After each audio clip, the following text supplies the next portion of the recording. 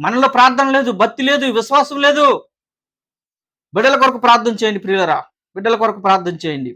క్షేమముగా ఎళ్లి రావాలంటే, వాళ్ళు క్షేమముగా ఉండాలంటే, వాళ్ళు స్థిరంగా బలపడాలంటే, వాళ్ళు స్థిరంగా ఎదగాలంటే, వాళ్ళ కుటుంబకులుగా నిలబడాలంటే ప్రార్థన చేయండి.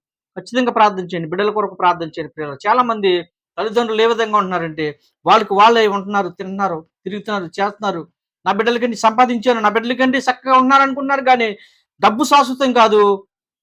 ఆస్తులు శాశ్వతం కాదు, బంగారం శాశ్వతం కాదు గానీ, మీ ప్రార్థనే శాశ్వతం. మీ ప్రార్థన ద్వారానే ఎన్నో కార్యాలు జరుగుతాయి. ప్రియులారా గమనించండి. ఈ రాత్రికాల సమయంలో బిడ్డల కొరకు ఎంతమంది ప్రార్థన చేస్తున్నారో ఆలోచన చేయండి ఒకసారి. బిడ్డల కొరకు ఎంతమంది ప్రార్థన చేస్తున్నారు? బంధువుల కొరకు ఎంతమంది ప్రార్థన చేస్తున్నారు? భర్త కొరకు ఎంతమంది చేస్తున్నారు? భార్య కొరకు ఎంతమంది చేస్తున్నారు? ప్రార్థన లేని జీవితం వ్యర్థం. గడ్డి పువ్వు లాంటిది, ఆవిరి లాంటిది, బావిలో నీటి లాంటిది. ప్రియులారా గమనించండి.